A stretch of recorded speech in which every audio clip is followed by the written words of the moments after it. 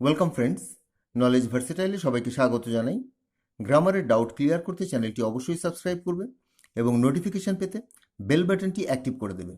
আমরা অ্যাডভার্ব নিয়ে আলোচনা করছিলাম। আজ আমাদের অ্যাডভার্বের দ্বিতীয় পর্ব। অ্যাডভার্বকে বাংলায় বলে ক্রিয়া বিশেষণ। অ্যাডভার্বের যে মূল সংজ্ঞা সেটা হচ্ছে যে শব্দ ভার্ব, অ্যাডজেক্টিভ বা অপর কোনো অ্যাডভার্বকে কোয়ালিফাই করে বা মডিফাই করে তাকেই অ্যাডভার্ব বলে। কোয়ালিফাই বা মডিফাই করার অর্থ হচ্ছে তার দোষগুণ প্রকাশ করে। আমরা এখানে সেগুলোই পড়ব। যেমন হি রাইটস ওয়েল, সে লেখে ভালো বা সে ভালো লেখে। এখানে ওয়েল শব্দ যেটা সেটা সে ভালো কি করে, লেখে, এবং লেখাটা কি ভার্ব, তাই ওয়েলটা হয়ে গেল অ্যাডভার্ব। এভাবেই অ্যাডভার্বের সংজ্ঞা আমরা পাই। তো অ্যাডভার্বকে দেখো এখানে প্রথমে লিখেছি। তো অ্যাডভার্বের সংজ্ঞা এবং অ্যাডভার্ব কাকে কাকে কোয়ালিফাই করতে পারে। ভার্ব, অ্যাডজেক্টিভ এবং অ্যাডভার্ব ছাড়াও বিভিন্ন পার্টস অফ স্পিচ এবং অন্যান্য যে বাক্যের অংশ তাদেরকেও যে কোয়ালিফাই করতে পারে বা তাদেরও যে দোষগুণ প্রকাশ করতে পারে সেটা আমরা পার্ট 1-এ পেয়েছি। আজ আমরা অ্যাডভার্বের যে বিভিন্ন ভাগ রয়েছে সেই ভাগগুলোর একটা পর্ব নিয়ে আলোচনা করব। অ্যাডভার্বকে প্রধানত 3 ভাগে ভাগ করা হয়। মূল অ্যাডভার্ব যেটা তাকে 3 ভাগে ভাগ করা হয়। সেই ভাগগুলো দেখো। 1 নম্বর যেটা সিম্পল অ্যাডভার্ব, অর্থাৎ সাধারণত যে অ্যাডভার্ব আমরা পেয়ে থাকি সমস্ত সময়, beautifully, nice, good, well, badly, slowly, beautifully, এইগুলো হেয়ার, দেয়ার, ফার্স্টলি, সেকেন্ডলি, তো এগুলো সবই হচ্ছে সিম্পল অ্যাডভার্ব। এখানে কিছু উদাহরণ দেওয়া রয়েছে দেখো। আর্লি, তাড়াতাড়ি, হেয়ার, এখানে, স্লোলি, ধীরে ধীরে, কোয়াইট, সম্পূর্ণ, ফার্স্ট, প্রথম, ইত্যাদি। এরকম প্রচুর রয়েছে, এর কোনো শেষ নেই এমন মনে হবে। দ্বিতীয়ত রয়েছে relative adverb and conjunctive adverb. Conjunctive adverbs, conjunctive adverb যেটা সেটা কিন্তু দেখতে সম্পূর্ণ যে রিলেটিভ প্রোনাউন বা রিলেটিভ অ্যাডভার্বের মতন হয় এমন নয়। কনজাংটিভ অ্যাডভার্ব নিয়ে আমি একটা সম্পূর্ণ আলাদা ক্লাস করব, সেটা কিন্তু তোমাদের অ্যাডভার্ব ক্লাসটা শেষ হয়ে যাওয়ার পর। তো এখন যেটা রিলেটিভ অ্যাডভার্বের সাথেই কনজাংটিভ অ্যাডভার্বটা আমি জুড়ে দিয়েছি, এবং এই রিলেটিভ অ্যাডভার্বগুলো কি করে, বিভিন্ন ক্লজকে যুক্ত করে। তোমরা জানো ক্লজের যে এক ধরনের ভাগ রয়েছে। এক ধরনের ভাগ এই জন্যই বলছি যে noun clause, adjective clause, adverb clause. এই ক্লজগুলোকে অর্থাৎ দুটো বাক্যাংশকে জুড়ে দেওয়ার জন্যও আমরা রিলেটিভ অ্যাডভার্বের ব্যবহার করি, এবং যে রিলেটিভ অ্যাডভার্বগুলোকে ব্যবহার করি সেগুলো হচ্ছে হোয়ার, হোয়েন, হাউ ইত্যাদি এই ধরনের। এখানে সমস্ত যে ডাব্লিউএইচ ওয়ার্ডগুলো রয়েছে সেগুলো সবগুলোই কিন্তু অ্যাডভার্ব নয়, তাই এখানটায় হোয়ার, হোয়েন, হাউ ইত্যাদি দিলাম। এখানে দিয়েছি টু ফর্ম ক্লজ, অর্থাৎ ক্লজ গঠনে। ক্লজ কথার অর্থ হচ্ছে বাক্যাংশ। জয়নিং সেন্টেন্সে তোমরা দেখেছো। আমি একটা যদি উদাহরণ দিই, I do not know where he lives, আমি জানি না সে কোথায় বাস করে। তো এখানে I do not know where he lives, where যেটা সেটা কিন্তু অ্যাডভার্ব অফ প্লেস, এবং এটা একটা কমপ্লেক্স সেন্টেন্স গঠন করেছে, এবং এটা তোমার হয়ে যাবে রিলেটিভ অ্যাডভার্ব। এবার আসছি আমরা ইন্টারোগেটিভ অ্যাডভার্ব। যে অ্যাডভার্বের মাধ্যমে আমরা প্রশ্ন করি, তো সেই অ্যাডভার্বগুলো হচ্ছে ইন্টারোগেটিভ অ্যাডভার্ব। ইন্টারোগেটিভ অ্যাডভার্ব অর্থাৎ এই বুঝতেই পারছো নামে যে এটা দিয়ে আমরা প্রশ্ন করি। তো ইন্টারোগেটিভ অ্যাডভার্বের মধ্যে রয়েছে হোয়েন, অ্যাডভার্ব অফ টাইম, হোয়ার কোথায়, অ্যাডভার্ব অফ প্লেস, হোয়াই কেন, অ্যাডভার্ব অফ রিজন, এইগুলো তোমরা পেয়ে যাবে। অর্থাৎ অ্যাডভার্বকে প্রধানত 3 ভাগে ভাগ করা হয়: সিম্পল অ্যাডভার্ব, রিলেটিভ অ্যাডভার্ব আর ইন্টারোগেটিভ অ্যাডভার্ব, এই 3 রকমের। আচ্ছা, এবার আমরা প্রথমে সিম্পল অ্যাডভার্ব নিয়ে শুরু করব। সিম্পল অ্যাডভার্বকে বিভিন্ন ভাগে বিভক্ত করা হয়। আমরা এক একটা ভাগকে নিয়ে এখন পর্যায়ক্রমে আলোচনা করব। সিম্পল অ্যাডভার্ব, মনে রাখবে আমরা এখন সিম্পল অ্যাডভার্ব নিয়ে পড়ছি। তো সিম্পল অ্যাডভার্বের যে প্রথম ভাগ যেটা সেটা হচ্ছে অ্যাডভার্ব অফ টাইম। যে অ্যাডভার্বের মাধ্যমে সময়কে নির্দেশ করে, তো সেটাকে বলে অ্যাডভার্ব অফ টাইম। তো অ্যাডভার্ব অফ টাইমকে যদি তোমার পেতে হয় তবে হোয়েন দিয়ে প্রশ্ন করতে হবে। অর্থাৎ হোয়েন দিয়ে প্রশ্ন করলে তুমি যে উত্তর পাবে সেটাই হচ্ছে অ্যাডভার্ব অফ টাইম। আরেকবার বলে দিচ্ছি, তুমি হোয়েন, হোয়েন মানে হচ্ছে কখন, কখন বা কবে, কখন বা কবে এটা দিয়ে যদি তুমি প্রশ্ন করো, যে উত্তরটা পাবে সেটাই হচ্ছে অ্যাডভার্ব অফ টাইম। মনে থাকবে? এবার অ্যাডভার্ব অফ টাইমের মধ্যে কিছু অ্যাডভার্ব আমি এখানে দিয়ে দিয়েছি। নাও, এখন, দেন, তখন, টুডে, আজ, ইয়েস্টারডে, এগুলো দিলে অনেক হয়ে যাবে, তাই কিছুটা দিয়েছি। গতকাল, টুমরো, আগামীকাল, অফেন, প্রায়, বিফোর, পূর্বে, অতীতে যদি পূর্বে বোঝায় তবে বিফোর, ডেইলি, প্রতিদিন, লেটলি, সাম্প্রতিকালে, অলরেডি, ইতিমধ্যে, লেট, দেরিতে, এগো, পূর্বে। এই পূর্বে মানে বর্তমানে বসে যদি কোনো পূর্বের কথা বলা হয় তবে এই এগো। সুন, শীঘ্রই, নেভার, কখনোই না, আর্লি, তাড়াতাড়ি, ফরমারলি, পূর্বের। এবার দেখো আমি কিছু এখানে আমরা অ্যাডভার্ব অফ টাইমের ব্যবহার করেছি, এগুলোকে আমরা সেন্টেন্সে ব্যবহার করছি। তিনি দেরিতে এসেছিলেন, হি অ্যারাইভড লেট।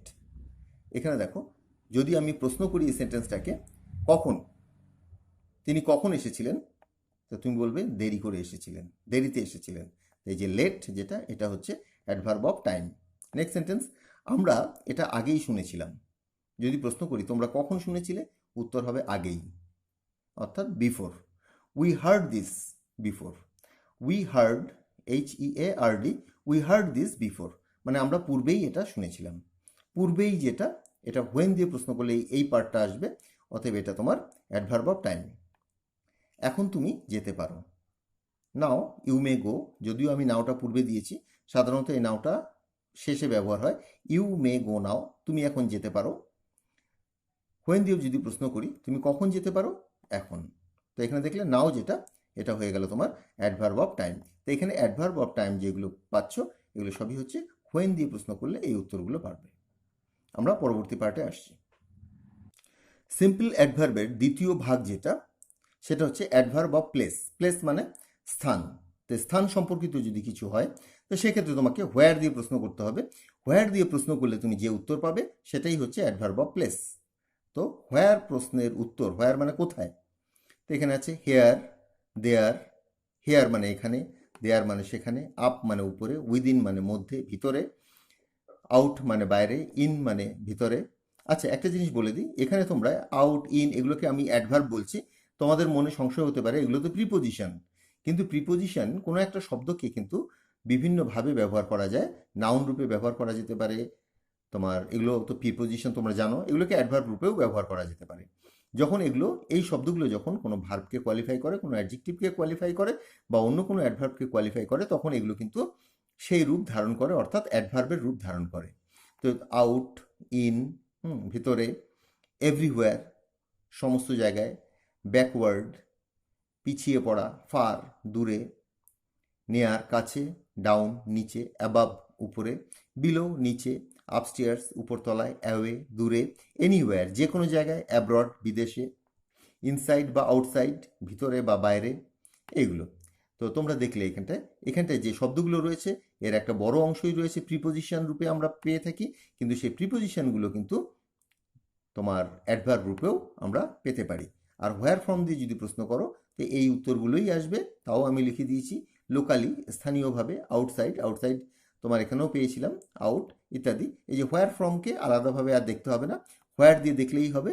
হোয়ার দিয়ে প্রশ্ন করলে, হোয়ার ফ্রম দিয়ে প্রশ্ন করলে তোমরা এই উত্তরগুলোকে পেয়ে যাবে। এবার আমি কয়েকটা এক্সাম্পলের মাধ্যমে তোমাদেরকে বুঝিয়ে দিচ্ছি। তিনি বাইরে গিয়েছেন, he has gone out. He has gone out, তিনি বাইরে গিয়েছেন।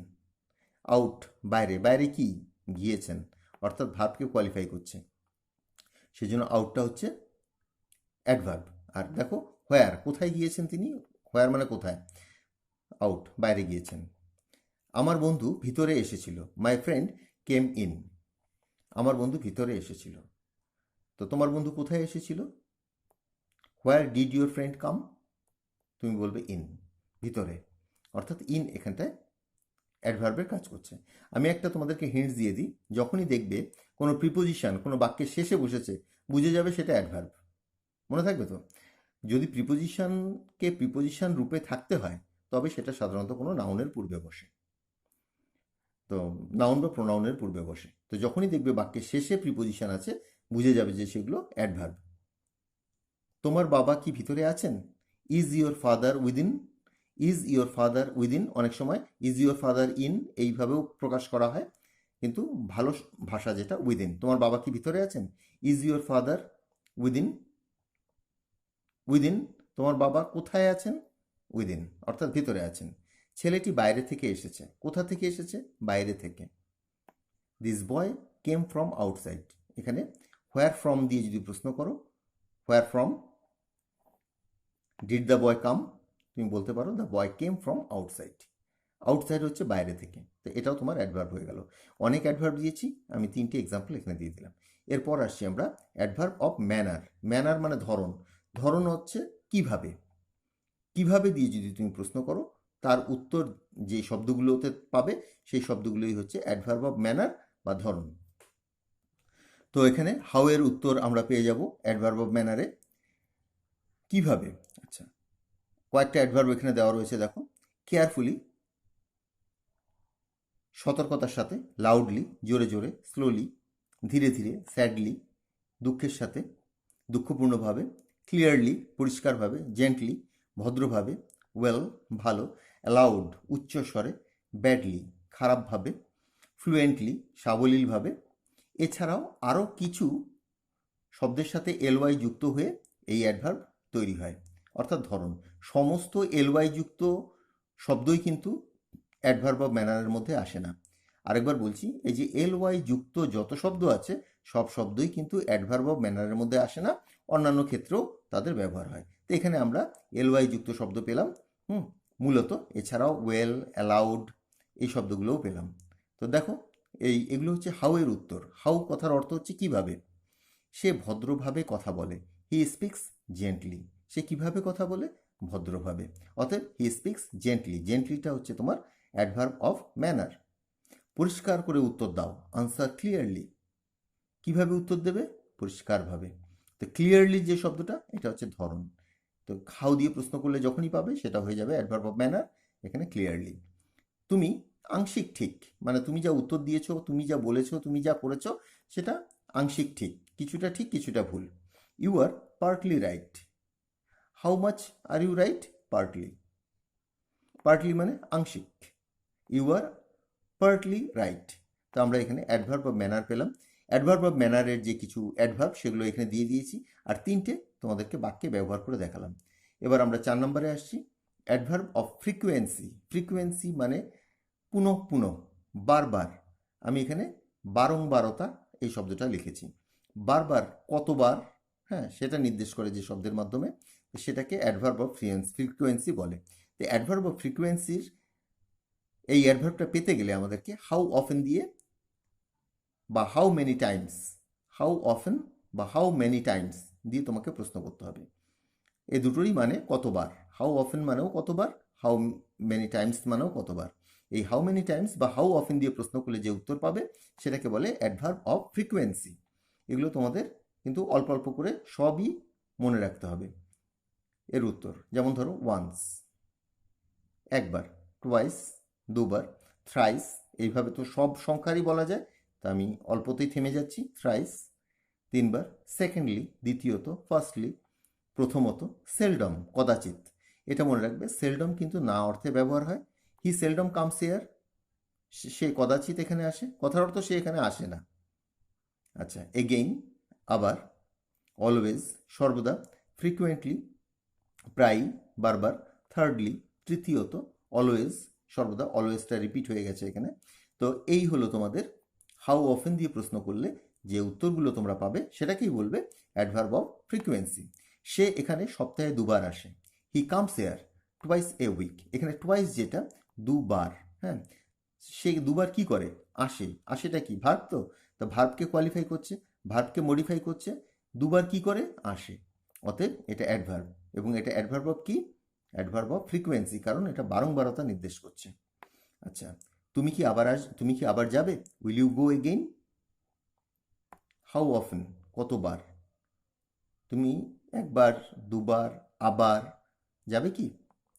সেই জন্য এগেইন যেটা, এটা হাউ অফেনের উত্তর। তো এটা তুমি কি আবার যাবে, ইয়েস বা নো হতে পারে অ্যান্সারটা, কিন্তু প্রশ্নটা হচ্ছে হাউ অফেন দিয়ে। তো এগেন যেটা তুমি পাবে, বা আমি আবার যাব, আই শ্যাল গো এগেন। তো এগেন যেটা সেটা অ্যাডভার্ব অফ ফ্রিকোয়েন্সি অ্যাডভার্ব। সে কদাচিৎ স্কুলে যায়, আমি একটা ব্র্যাকেট দিয়ে না লিখে রেখেছি। না কথার অর্থ হচ্ছে কদাচিৎ বা সেলডম যখন ব্যবহার করবো এর অর্থ হচ্ছে না হয়। হি সেলডম গোজ টু স্কুল, এর অর্থটা কি হতে পারে? সে কদাচিৎ স্কুলে যায়। তোমাদের মধ্যে তো অনেকে কদাচিৎ কথার অর্থ কি সেটাই বুঝতে অসুবিধা হবে। তো কদাচিৎ কথার অর্থ হচ্ছে না। হি সেলডম গোজ টু স্কুল কথার অর্থ হচ্ছে সে স্কুলে যায় না। তো আমরা অ্যাডভার্বের আজকে পার্ট 2টা দেখলাম। পার্ট 2তে প্রথমে দেখলাম অ্যাডভার্ব প্রধানত 3 প্রকার, তার মধ্যে সিম্পল অ্যাডভার্ব যেগুলো পেলাম, রিলেটিভ অ্যাডভার্ব দুটো ক্লজকে যুক্ত করে কমপ্লেক্স সেন্টেন্স তৈরি করে, এছাড়া ইন্টারোগেটিভ অ্যাডভার্ব দিয়ে আমরা প্রশ্ন তৈরি করি, হোয়েন, হোয়ার, হোয়াই ইত্যাদি এগুলো। তো তারপর আমরা adverb of time, adverb of place, adverb of manner, adverb of frequency, 4 রকম অ্যাডভার্ব দেখলাম সিম্পল অ্যাডভার্বের মধ্যে। রিপিটেডলি পড়ো, ভালো করে মনে রাখো। অ্যাডভার্ব একটা বিরাট বড় চ্যাপ্টার, প্রতিদিন অন্যান্য টপিক নিয়ে অ্যাডভার্বের বিভিন্ন পার্ট নিয়ে আমি আসব। তো আজকের আলোচনাটা এখানেই শেষ করছি।